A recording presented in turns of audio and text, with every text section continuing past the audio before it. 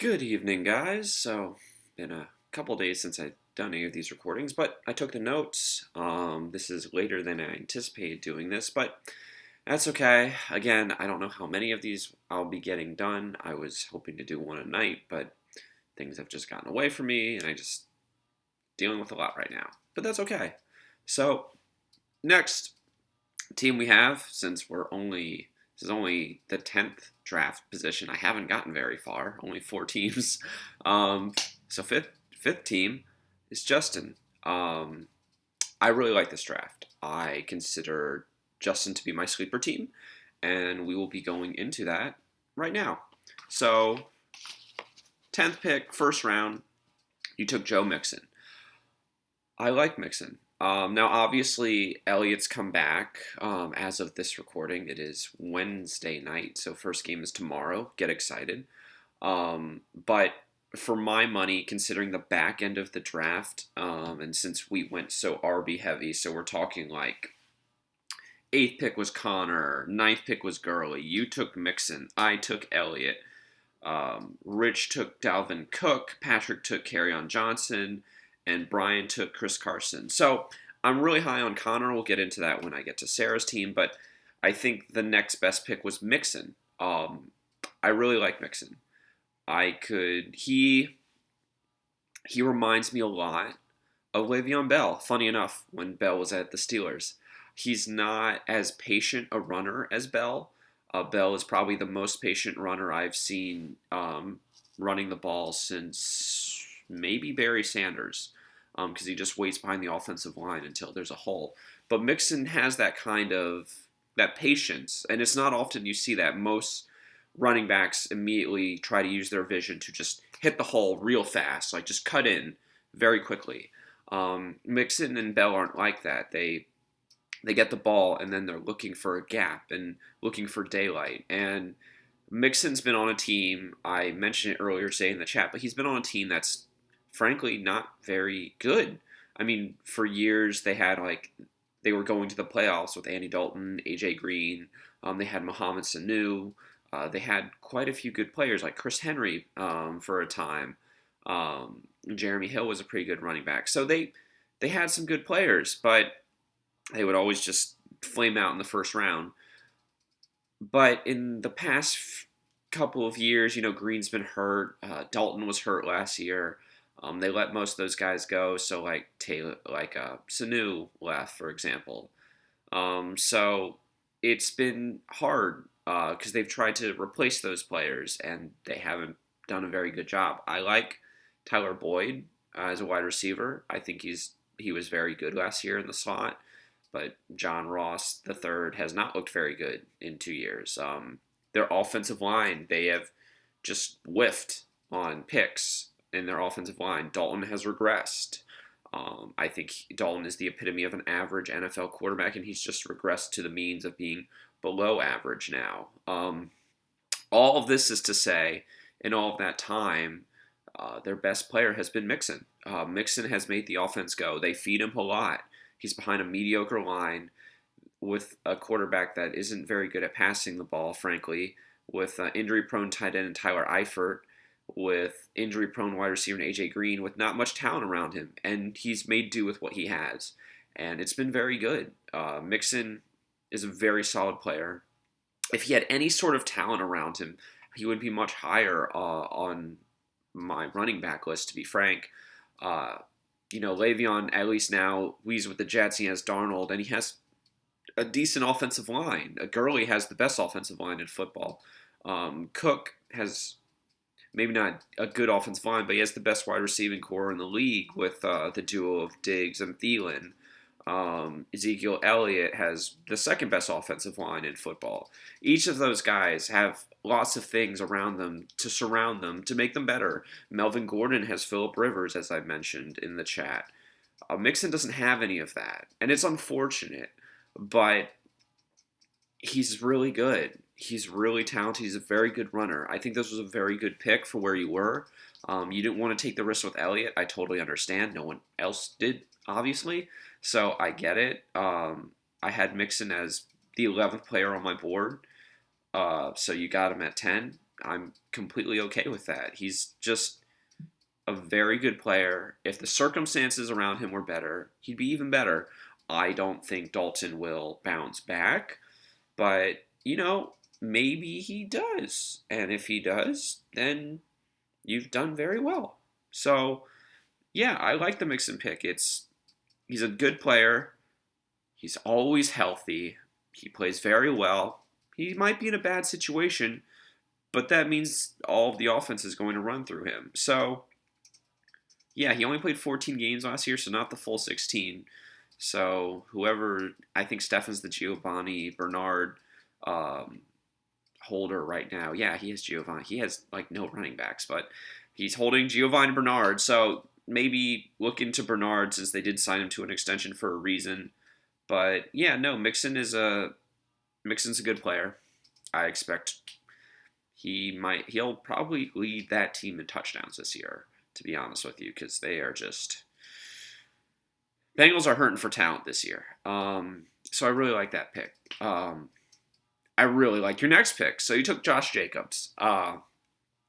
So we've been talking crap about Gruden for a while. Gruden doesn't develop players. We're all aware of that. Gruden doesn't seem to really be adapting to this shotgun heavy, spread out air raid offenses of now, which is like the Chiefs, which have a variation of air raid West Coast, the no huddle Rams air raid West Coast, the Eagles, the Bears, uh, freaking the Bucks are running that now with Arians, the Jets, the Chargers, like all of these teams are running air raid variations, a lot of shotgun heavy stuff, and Gruden is not doing that, like at all, which I don't really believe in, but does serve well for fantasy purposes. Gruden runs his running backs in the ground, and last year Marshawn Lynch broke down. This year Doug Martin is hurt now. They drafted Josh Jacobs in the first round running back. So what does that mean? Gonna get a lot of work. I mean, unless you're Rashad Penny in Seattle, which is still very strange to me that Chris Carson is the starter there. Why'd you use a first round pick on Penny? But I digress. They always take running backs. Gruden took Josh Jacobs. There are no other running backs really on the board on that team. Lynch is retired. Martin's hurt and gone. Reached an injury settlement. I guess there's Jalen Ricard. And yeah, DeAndre Washington ain't even on the team anymore. So like it is the Josh Jacobs show. And so this was a very good pick. If things had broken differently, if Elliott was taken before my pick, I would have taken Odell Beckham Jr. Everyone's aware of that.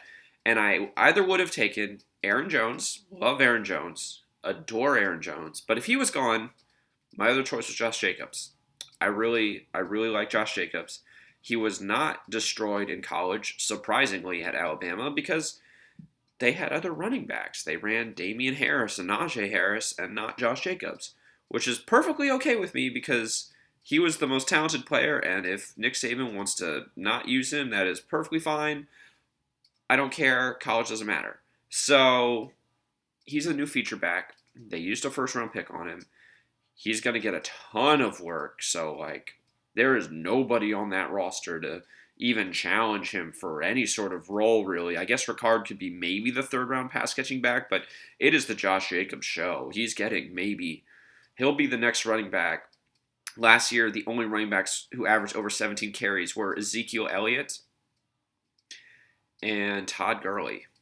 Well, I think it's going to be 3 this year, and I think it's going to be Josh Jacobs because Gruden does not believe in Derek Carr. He might have traded for Antonio Brown, but that is a mess of a situation. I'm not going to touch. We touched on that in Rich's video.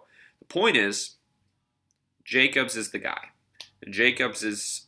Antonio Brown may be the most talented player on the team, but you got to be able to get him the ball.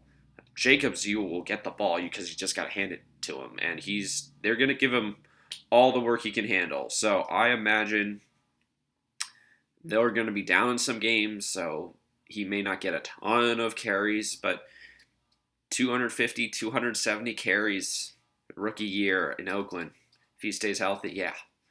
It's gonna get a lot of work. There's no goal line back. There's no pass catching back. There's no third round back or third down back. There's no kick returning back. Like Gruden has run this team bare to the bones. It is the Josh Jacobs show in that backfield. So he breaks down. I don't know what they're gonna do. They might sign someone off the street because they will need help. But yeah, no, he's a gonna be their belt. He's gonna be their bell cow, and so I'm thinking maybe like 8 touchdowns, 10 touchdowns, just from the amount of work he's gonna get. Not even the efficiency, because I really don't know how efficient they're gonna be. To be honest with you, Oakland's O line is supposed to be talented, except their left tackle's terrible, and they have probably the worst offensive line coach in the NFL. So it's just really weird. But I mean, they have the best center in the NFL, and they just signed Tom Brady's former right tackle, Trent Brown, who did really well last year and won a Super Bowl. So, yeah, it's very strange. But all this to say, I don't know what to make of their run game, but Jacobs is going to get the ball a lot. So, conceivably, he will do something with it. Anyway, the point is, I really like this pick. I think just for the workload, it's worth it. Like, there are other players like, obviously I love Aaron Jones, but there are other players taken to this round like Travis Kelce. Now we got Damian Williams losing touches to LaShawn McCoy. Juju goes later in the round. Antonio Brown went higher than that. Like, nah. Give me some Josh Jacobs. Feed him. Feed the rookie. Feed the rookie running back, John Gruden. Do that old school 2000s thing where you ran Cadillac Williams into the ground. That's what's going to happen. But you know what? Rookie year, first couple of years, Cadillac ran real nice. Blew out a tire year 3, but that was year 3. It's year 1. That'll be great. Oof, Cadillac Williams reference. That was a wasted pick. That was a wasted bad pick by John Gruden back in the day. Because he broke down, because he rammed in the ground. Anyway, moving on. Third pick. So you took Marlon Mack. I don't know. I know I talked to Mac. Funny, Mac and Mac. I talked to Mac, and Mac was going triple running back. I talked to Sarah. She was going triple running back. I don't know if you intentionally were going triple running back to start the draft. You are the 3 teams that did it, so I don't know if that was your intention. I'm not sure. I haven't talked to you about it. I would love to know, just to basically pick your brain about why. But at this point, I liked Mac. I was going to take David Montgomery. I took him right after you, but I do like Mac. Mac. I do like Marlon Mack. Funny enough, he went to USF locally, right down the street. So I watched a lot of him in college, actually. He can be pretty quick. He needs an O-line, obviously, to create holes for him. He's not the most impressive runner, but he has good acceleration. He won't make you miss, but he can run you over. And that really works because even though I think among the players on the Colts, basically the thinking was everyone would be hurt by Andrew Luck being gone. I disagree with that in Mac's case. The reason being is because the Colts have a top 5 offensive line. Funny enough, Andrew Luck got destroyed to start his career because Ryan Grigson was a terrible general manager, traded for like Trent Richardson. And then bring in new GM Chris Ballard spends 2 years literally spending as much capital as he can fixing the O-line. But it's too late. Andrew Luck retired now. Anyway, all of that's to say is they have a very good offensive line. Mack is the undisputed first running back now. I like Nyheim Hines as a pass-catching back, but that offense is not, like, I know they just gave $30 million 2-year extension to Jacoby Brissett, but that's not, $15 million for a quarterback ain't much when freaking Blake Bortles was getting $19 million a year, like Jesus. So, all's that to say, Marlon Mack is in a good situation. Marlon Mack is a maybe a little above average running back, but he's in a good situation. All right? Not having Andrew Luck hurts T.Y. Hilton. Not having Andrew Luck hurts Nyheim Hines. Not having Andrew Luck hurts Eric Ebron. Not having Andrew Luck hurts Jack Doyle. Okay? It hurts basically the rest of the offense. It doesn't hurt Mack because this is now Mack's offense. There's no Andrew Luck throwing the ball to Ty. I mean, people can be high on Ty. I'm high on Marlon Mack. I think Marlon Mack's the play. I think Marlon Mack is now the. I think T.Y. Hilton's the more talented player, but I think the offense revolves around the run game now with Marlon Mack. And I think that O line's going to help him quite a bit. Again, you have a good O line, doesn't matter who the running back is. They'll be able to get you some touches. Todd Gurley, great O line. So, yeah, I'm wistfully hopeful Marlon Mack does what he did in his USF days and has a 1,200-yard season, to be honest with you. So I like him. I like the pick. You did very well to start this draft. I'm I'm tickled that you did so well to start this draft, especially because you went triple running back. Again, usually you play it pretty safe, and I have problems with that because, again, I don't believe in that, so to speak. But these were the last two picks, Jacobs and Mack, were kind of risky. Jacobs is a rookie, and you don't really know what you're getting with Mack with Andrew Luck gone. But I like the picks. I'm very aggressive with how I draft. I would not say this is aggressive, but this was a little bit more, what's the word?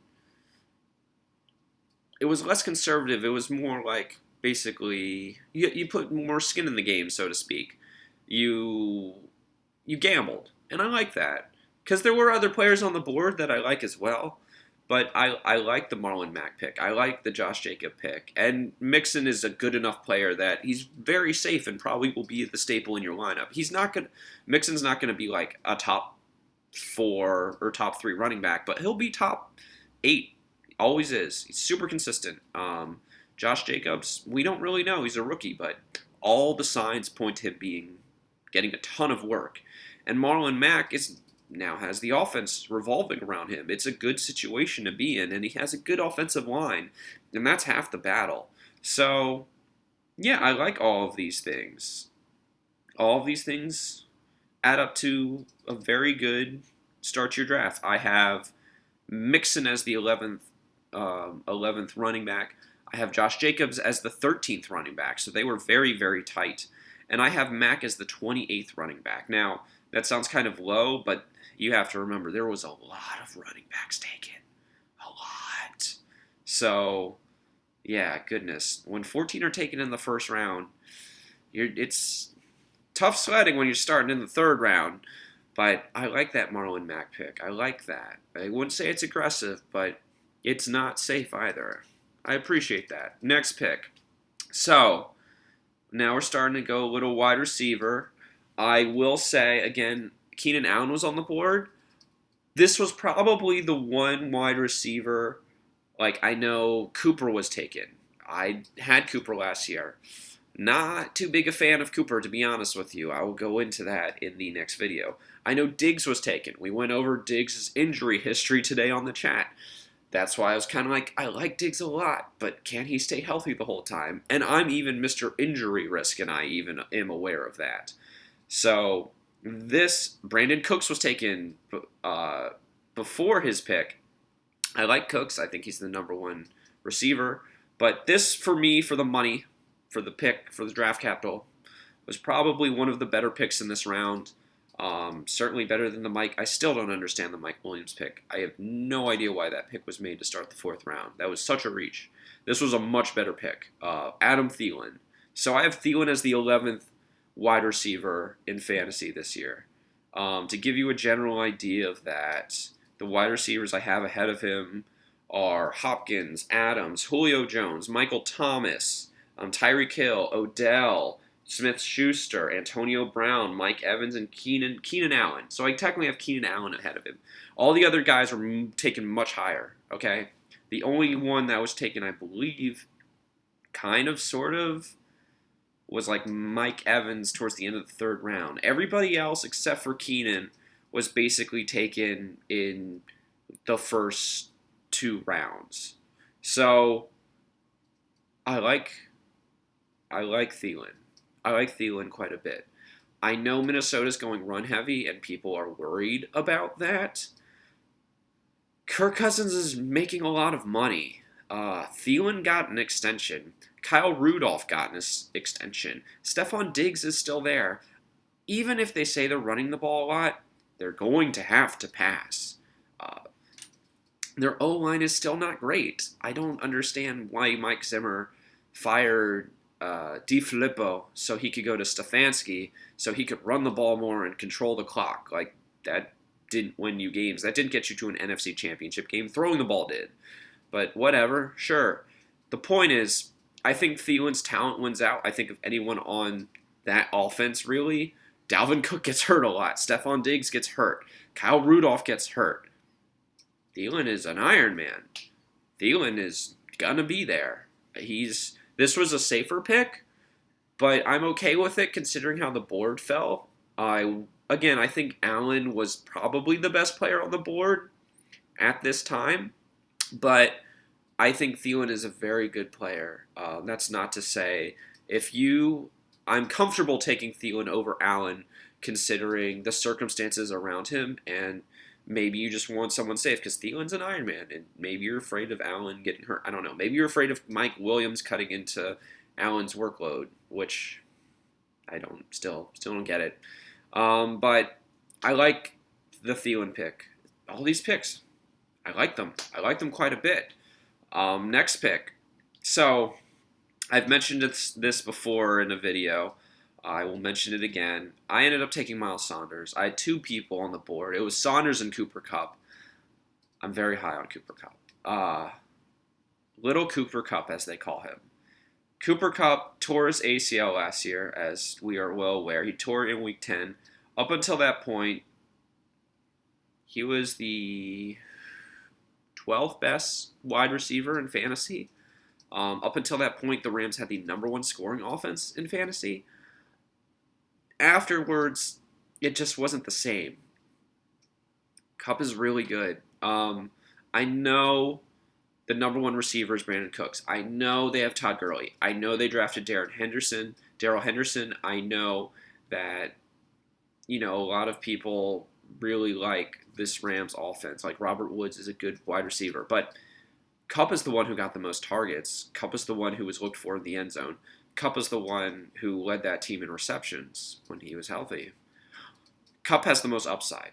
Kupp is a dangerous pick because of his injury history. Now, coming off an ACL, it's not great. But wide receivers are a lot safer than running backs, so I will give you that. And while I'm uncertain of how well he'll acclimate back, so to speak, considering the team went to the Super Bowl without him, I think it's a worthy risk. Having him as your number two receiver is a risk. It's a gamble. Again, like the Mac pick. But I think it's a gamble worth pursuing because we saw how good that Kupp was to begin last season. And it's the same thing. The offensive line got a little worse, but not much. They lost a couple players, but they've been developing players. Gurley signed a big contract. He has a knee that has bone on bone. That's not good. They drafted a running back to take his place. Jared Goff just signed a monster extension. So, for the most part, nothing's really changed on the offense. It's not like they went out and signed Jimmy Graham at tight end or something. And while Kupp was gone, who they tried to be in the slot, it didn't work. So, I think this was a good draft pick. I think you're hopeful that Kupp is just as efficient in the red zone as he was before, but I could definitely see that he had a very healthy 22% target share when he was healthy. So that's very good. That's excellent. That's on the high end for a slot receiver. It's kind of the same way the Patriots treat Julian Edelman. And that's to say, Julian Edelman's the most talented receiver on the Patriots. He's the most consistent. What does that say about Cooper Kupp, I wonder? So, yeah, I like the Cooper Kupp pick. This is a very good draft. You're my sleeper team. So, I like the Kupp pick. I have him as my 26th receiver, ahead of Josh Gordon, who was much less safe. I think he was probably one of the better picks on the board. I think that he's going to do good things this year. I honestly like your most of this draft. Like your next pick's DJ Moore. So I talked about how much I like Curtis Samuel, but that's nothing to take away from DJ Moore. I think DJ Moore is an excellent receiver.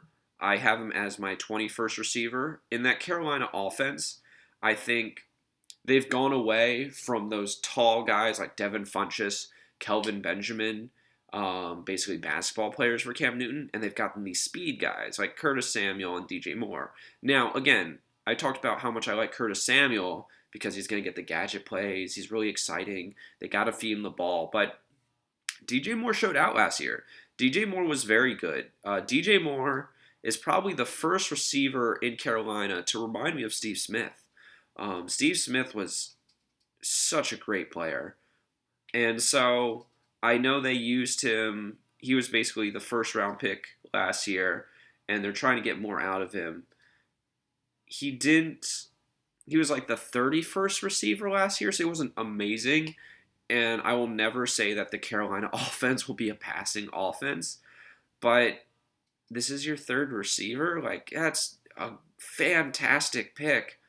I really like him. And so we talk about touchdown regression. Like, Eric Ebron's bound for touchdown regression. He got like 10 touchdowns last year on his first 22 catches. Like, the reason why I don't like Mike Williams, a big reason is he's due for touchdown regression. There's no way he can get as many touchdowns as he did and still was not a top 30 receiver or top 20 receiver last year, even with everything that's going on around him. DJ Moore is bound for touchdown regression in a positive way. He only got two. He got two last year. All right? And he was still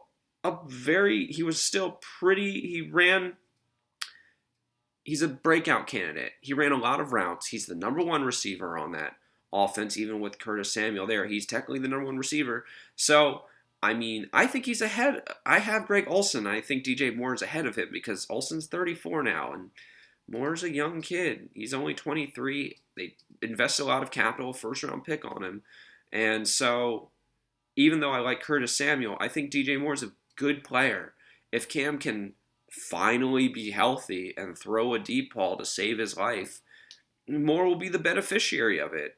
So it's a good risk to take because he's not even a starter for you, which is fascinating to me how people were just left and right missing some of these picks. And here you are, just continuing to collect good players. I have no idea what's going on around you, but it's fine. That's fine. Sure.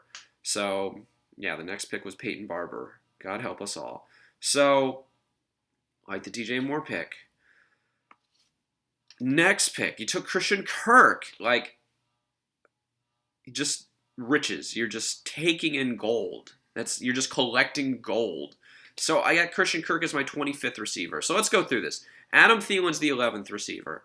I got Cooper Kupp as the 26th receiver. I got DJ Moore as the 21st receiver. And I got Christian Kirk as the 25th receiver. You know what I got right there? I got four receivers in the top 26. You know what it takes to be a top 2 receiver in our league? Be top 28. You got 4 of them. 4. You got this guy in the 7th round. You got 4 of them. That's great. That is ridiculous. Like, I would take all of those guys over Mike Williams. Like, right now. I think Christian Kirk is a huge breakout candidate. He's the number 1 receiver in Arizona. Don't let the Larry Fitzgerald rumors, don't let those fool you, so to speak. Kyler Murray's going to be running for his life. That offensive line is terrible. And that defense is not very good either. What does that mean? Lots and lots of playing from behind. What does that mean? We're going to throw the ball a lot. So, I like Christian Kirk quite a bit. He looked good towards the end of last season, playing with some terrible, like, Josh Rosen's throwing the ball, Rosen's getting killed, David Johnson can't really get anything started, Larry Fitzgerald's kind of tapped out. There was nothing around him, and he was just, like, going about his business, doing the best he could. He had a lot of good things. So, he's only 22. He's now the number 1 receiver, and he's just, again, between DJ Moore and Christian Kirk, they're 2 breakout guys. Will they both break out? 50-50. But if one of them does, it's awesome. That's you made it worth taking both if one of them breaks out, because they could be your flex, they could be more than your flex, they could be your number two receiver. Heck, they're on offenses. They're the number one receivers on those offenses. I could conceivably see either of them being top 15 receivers in fantasy. I would not say top 10 because it's very hard to break into, but I can see top 15. And so to get both of them back to back, that's incredible value. I really like Kirk. I really like his talent. Arizona's made him the number one receiver. They're moving Fitzgerald around. They're using a lot of like Cliff Kingsbury, who came over from Texas Tech, is using a lot of 3 wide receivers and 4 wide receiver formations. They're going to throw the ball a lot. Murray's going to run around. They're doing air raid. All of that's to say is Kirk's going to get fed. So 120 targets, 110 targets, it's a lot of targets. 80, 90 receptions.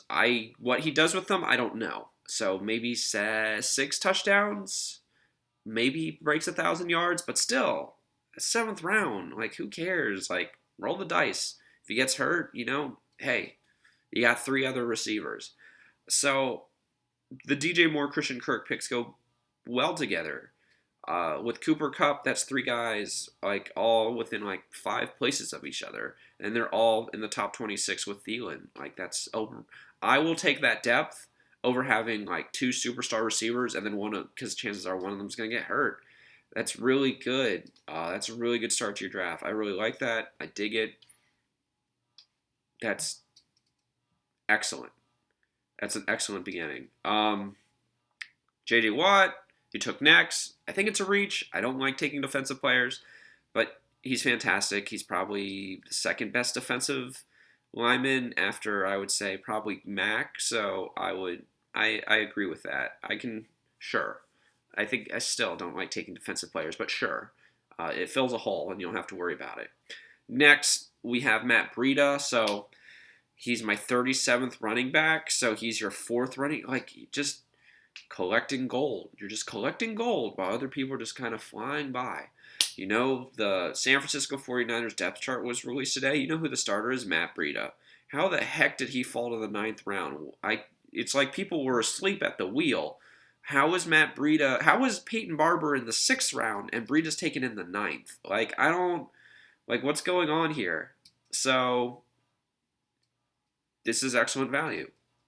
Now, obviously, in a Shanahan offense, both of those guys are going to get work.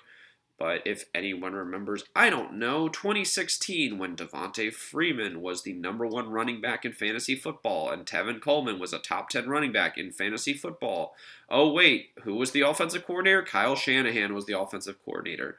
Tevin Coleman, that sounds familiar. Oh, yeah, he's in the backfield with the 49ers. What happened to Jerick McKinnon? He blew out his knee again. So you're telling me Tevin Coleman was a top 10 running back once upon a time, playing basically Robin to someone else's Batman. And you're telling me the guy who got a bunch of money last year is hurt again, Jerick McKinnon. So who's Batman? Breida's Batman. If that wasn't obvious enough, Breida is Batman. I don't understand why people were taking defensive players before Breida. I don't understand why Kareem Hunt went before Breida. I don't understand why Justice Hill, who's like the 3rd string running back on the Ravens, went before Breida. I don't understand how Tony Pollard, Alexander Madison, Jalen Samuels went before Breida. I don't get it.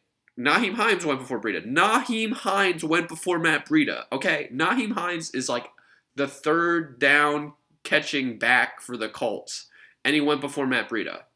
Breida looked terrific last year, and that was with literally everyone else basically not on ice. Like, McKinnon was gone, Pettis was kind of there, but Garoppolo was gone. Kittle was having a monster year because literally everyone was gone except for Breida. So, yeah, I have no idea how those guys went before Breida. Like, I took AJ Green in like the 8th round, and it was either him or Breida. And so the fact that Breida fell all the way to the 9th round, almost to my next pick, I was going to take Breida. You sniped him. But I really don't understand how he fell that far. It doesn't make any sense. I can't make heads or tails of what people in front of you were doing because everybody in front of you had 2 back-to-back picks in the 8th and the ninth round. They still didn't take Breida. So Malcolm Brown went before Breida. Like, Malcolm Brown's the 3rd running back on the Rams. Like, what? Anyway, I don't know how this happened. Breida's terrific. He's not the fastest, but he's got terrific vision.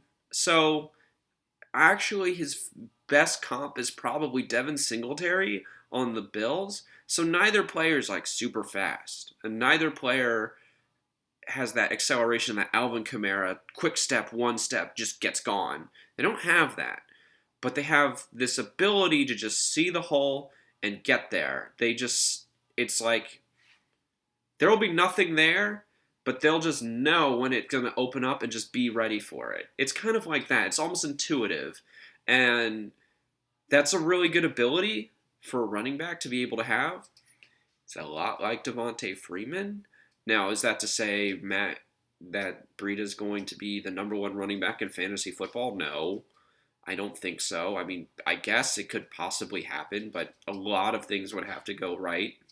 Namely, to start, Garoppolo would have to stay healthy the whole year. But Breida's a good player. Breida's the starter in the 49ers.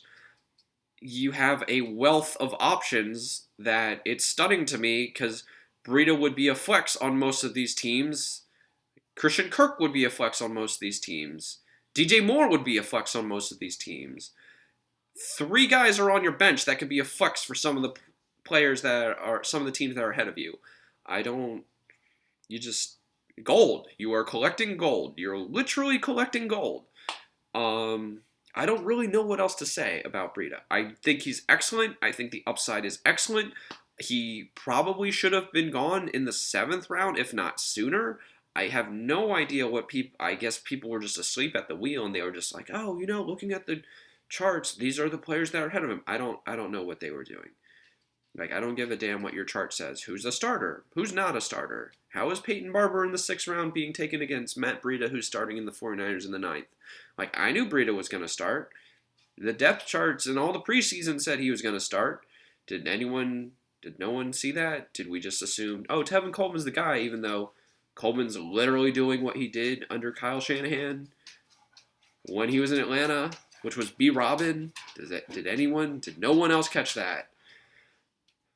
Anyway, Breida's great. Great find for the 49ers. He's their best running back. I hope they feed him a lot. Moving on. So, let's see. 10th round, you're looking for a quarterback. I take a quarterback right ahead of you. I guess that started a little run on quarterbacks.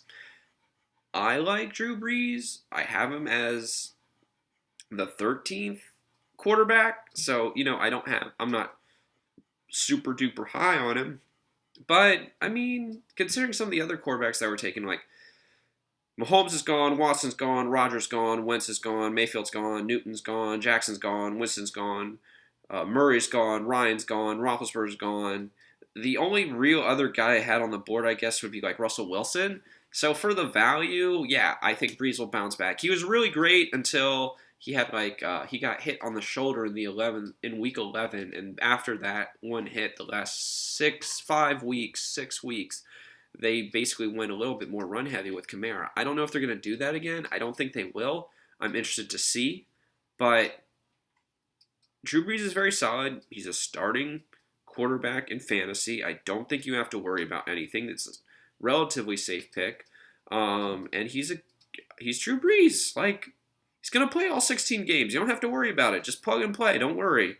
So, yeah, getting that in the 10th round. Quality. I don't know what people ahead of you were doing, so I don't really understand. Yeah, we've been over the quarterback thing, so I really don't want to go through it again. But Drew Brees, 10th round. Much better than getting Aaron Rodgers and Tom Brady back-to-back. Super simple. So, next round, you sniped my guy. Another snipe shot. You took Mark Andrews right before I was going to get him. I like Mark Andrews. I like him quite a bit. I think he's going to be the number one target on a run-heavy offense in the Ravens. The Ravens out of Ravens training camp, they have been saying we're going to revolutionize offense. We're going to do this incredible blur offense with Lamar Jackson. Now, do I really believe they're going to revolutionize offense? No, of course that's dumb. That's Chip Kelly speak, and Chip Kelly may be really good at offense, but he sounds like an idiot. But what do you do when you have a running quarterback? You throw the ball to the tight ends. Colin Kaepernick, the person who had the most fantasy relevance during Colin Kaepernick's run with the 49ers was Vernon Davis. Now, you know who the offensive coordinator was for those 49er teams? Greg Roman, who is the offensive coordinator for these Ravens teams. Greg Roman. Yeah. Coincidence? I think not. Roman is very good at building a system to run the ball with the quarterback. He's very good at using leverage. He's also very good at attacking the middle of the field.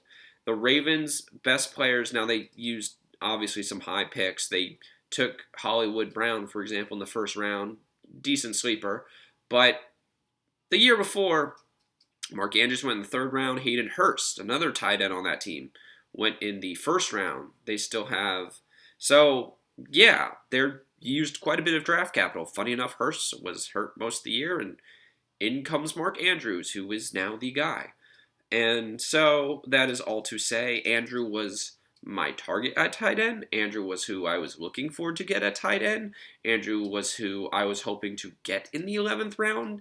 Andrews is a good player in an offense that will probably be throwing him the ball the most among anyone else, in an offense that will be attacking where he is, in an offense that will be using him as the red zone target. I'm aware of all of this because I did all of the research on it because I wanted him. And you took him. So good on you. It's a good pick. I've liked every single offensive player you have taken. I would take all of them on my own team. It does not get better than that. So next we take Blake Martinez, quality linebacker. I'm not taking defensive players, but sure. We take Chase Edmonds. So he is the handcuff for David Johnson. Yeah, it took me a little bit. So he's the handcuff for David Johnson. They're going to throw the ball a lot. They're going to a lot in Arizona, so Johnson might get hurt. It's not a bad play. I respect it. I like Chase Edmonds. I think he's an average running back, but he's cheap. He's in a good situation. He's in a hopefully high-powered offense. That O-line is terrible, so I don't know how. I hope that they can just keep Kyler from dying, but we shall see. I can't promise anything. But yeah, no, I like Edmonds, good player. So yeah, quality. We took Antoine Bethea, who is your safety now, so that's fine. You took Anthony Hitchens again, another linebacker, good player. Also, I don't really understand the teams. Like, there are 4 teams that are not starting a second linebacker at their defensive position. So that basically means 4 teams are not going double linebacker. Those 4 teams are my worst 4 teams in the league currently. It's not hard to figure out, so if you're wanting to know who I think are the worst 4 teams, just check who is not starting a second linebacker in their starting lineup, and then you will know. So, hint, hint. Next pick we take Deebo Samuel. Deebo is a deep sleeper, so we're going deep sleeper. I don't know how long he'll take just because I don't really know what to make of the 49ers offense. Even though I really like Matt Breida, I'm hoping Garoppolo stays healthy. That really, he's got to stay healthy. But if he does, and Shanahan can work his magic, so to speak, Samuel's a good player. I don't like taking rookie receivers because usually it takes them a while to basically get acclimated with the speed of the NFL. But Samuel's Samuel's a quality player. I don't know how long he'll be on your roster. You'll probably cut him at some point if he doesn't show out in the first couple of weeks, especially because he's behind Dante Pettis and Marquise Goodwin, though Goodwin's always hurt too. But it really depends on, you took a late round flyer. You'll give him a few weeks, see if he shows something, and if he does, awesome. And if he doesn't, that's okay too, because it didn't cost you much, and he's a good, solid sleeper. He is fast. He can play both receiver, rusher, kick returner. He does it all, and he's got really good hands, and he's got really good route running. Notice that the 49ers collect good route runners like Dante Pettis. So, yeah, if he shows something, awesome. I think he could be a good quality slot receiver with the possibility to grow into more. It's just a matter of seeing what he does. 16th round pick, cool. Kicker doesn't matter. So last pick, you took Jerron Brown, who got cut by Seattle and then is now back on Seattle, but doesn't matter because you replaced him with Dontrell Hilliard, who is the number 2 running back at this time for the Browns, because they don't have Kareem Hunt and they trade Duke Johnson away and and so they trade Carlos Hyde last year. Oof, remembering lots of things. So he is the backup running back to Nick Chubb. He is probably the pass-catching running back, which is why they felt comfortable trading away Duke Johnson, which is good. I mean, it's the last pick.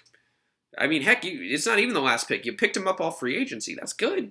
He's the third down receiving back because Chubb's not great at pass catching. If Chubb's a hammer, this guy's more of a Swiss Army knife. I don't know what happens to his role when Kareem Hunt comes. Don't care. Chubb goes down. Hilliard's the guy. Fascinating how that happens. And he's already got a role in the team. Awesome. Cool. Last pick in the draft? Yeah.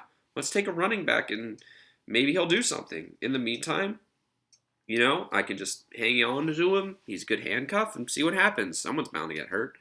So, yeah, I like Dontrell Hilliard. I like Dontrell Hilliard a lot. Because it costs you nothing. It costs you literally nothing to get him, just to see if there's something there. I appreciate that. So, Justin, I've had just glowing things to say about your team the entire time. And to go a little bit deeper, I guess this is my, wrap-up advice thing that I do at the end of these. You start out in the league, you've been there since the beginning. You finished in 11th, 7th, 10th, 8th, 10th, and then last year was kind of, I guess we'll call it your breakthrough year. You finished in 3rd. So basically your consistency is around 8. You usually get you finish around 8th. Sometimes you're out of the playoffs, sometimes you just scrape in. But last year was really the difference. Whereas, with Brian's been 2, 7, and 7, and then Mac's a little more consistent after the first year, 6, 4, 5, 6, 5, so around 6. So he's usually around 6, you're around 8th, and then Brian, with less sample size, is around 5. But to be completely honest with you, this is the best team you've drafted. This team has a lot of upside. This team is deep, super deep. Usually a problem I have with your drafts are you just take the best guy by the numbers, and the teams aren't very deep, and you end up having to cut everyone on your bench anyway. This team's really deep. This team might be the deepest team in the league. I would not say it's the best team in the league, but you are my sleeper team. This is the best team you've ever drafted. This team makes me question whether you're a better drafter than Brian or Mac, to be completely honest with you. Brian got to 2nd place, and I talked to him about it through free agency. Mac, before this year, usually would take very safe picks. I like his draft, though, this year, to be honest. But I love your draft. Your draft is quality. Your draft is, if I was picking where you were picking and I've got all these picks, I would feel outstanding about your draft. So this team is the best team you've probably ever drafted. This team, I call a sleeper team, but to be completely honest, you're a championship level team. This team has got everything. You are deep on defense. You are deep at wide receiver. You have a quality starting quarterback who you could cut and maybe get more, but he's a starter. You have upside, you have potential, but you also have a high floor. You have players in starting roles. You're ready for injury. Like, it has everything I could ever want. I don't even understand how some of these picks fell to you like magic. But obviously, injuries will occur. They always do. And, maybe you'll try and swing a trade or two, and the trade doesn't work out. I would hope you don't give away your running backs for lesser receivers, considering how good some of your receivers are and how much, running backs are worth, which I still don't understand some teams who did not take enough running backs. Like, you have to pay a premium for a running back. You have 4 starting running backs. If someone has to trade for a running back, basically take a knife, shove it into their gut, and tell them they owe you some really good stuff. Make them bleed. But this is an excellent team. I call it a sleeper team, but maybe that's not even giving it enough credit, to be honest with you. I wish I had your draft. My draft is very... I have a bunch of high-risk injury. You do not have that. Not in the slightest. You have upside, but you have basically fortified that upside with tremendous depth. Among the 3 of you, among Mac, Brian, and you, this is probably one of the best drafts any of you have ever had. Now, I know that Brian can work free agency. I know, obviously, Mac can work free agency. I don't know if you will be able to do the same as them. So, instead of advice, I will give you something different. I will give you a challenge.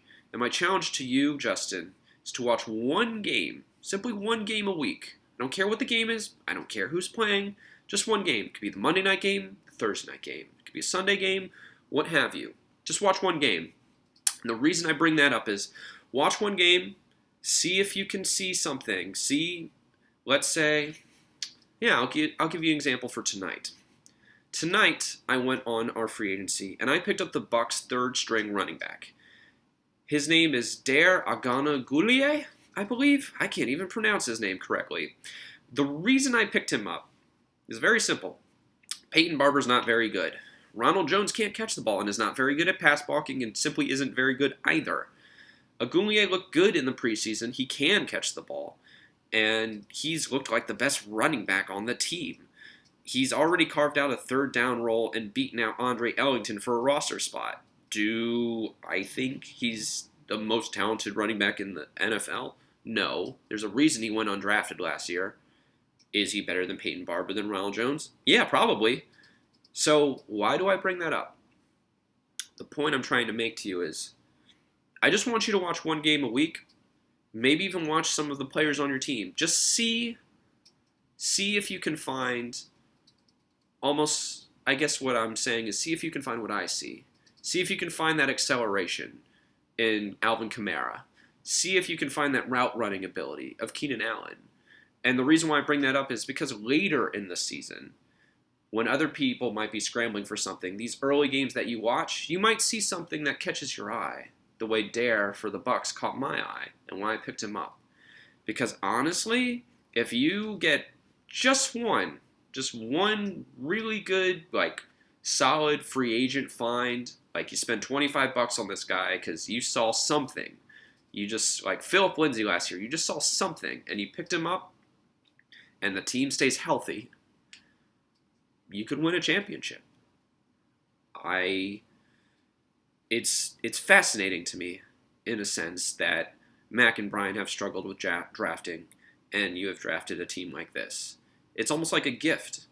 Because I know if Brian or Mac had this team, they would be going like bananas. But with you, I think you'll be a little more calm about it, maybe, I guess. I don't know if that's the right word. But see if you can see something. See if you can find some players on free agency to fortify the back end.